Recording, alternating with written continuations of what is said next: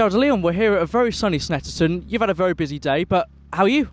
Good, yeah, a bit tired. It's very hot in the car today and a lot of running, so yeah, ready to go home, I think. Yeah, I can imagine. I've been speaking to some of your teammates earlier about, the heat in the car, but I imagine once you're driving and you're concentrating, it's not too much of a worry? No, I think when you're going down the straight over 100 mile an hour and approaching a corner, you've got bigger things to worry about than the heat. But I think, yeah, if you're constantly going round and round and round, then the heat does start to get to you. So it's just about keeping hydrated and making sure that when we're driving, it's quite efficient and not just plodding around for no reason, you know? Well, you can have a bit of a break from the racing over the next month or so. You're on the summer break, but we're halfway through. How would you sum up the season so far?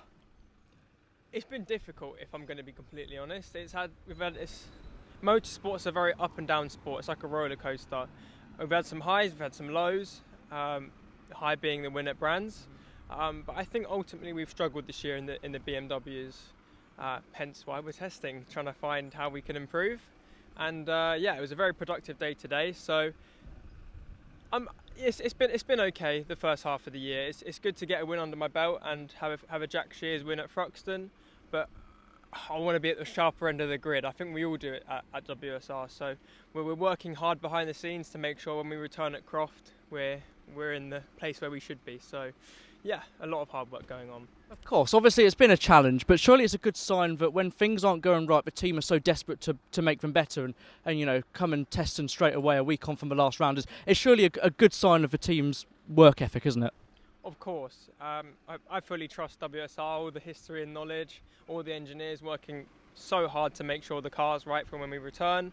I know you said it's a summer break, a month and whatnot, but we're back at Snet the week after, so it just shows how eager they are to improve the cars and get them to where they should be at the front of the grid.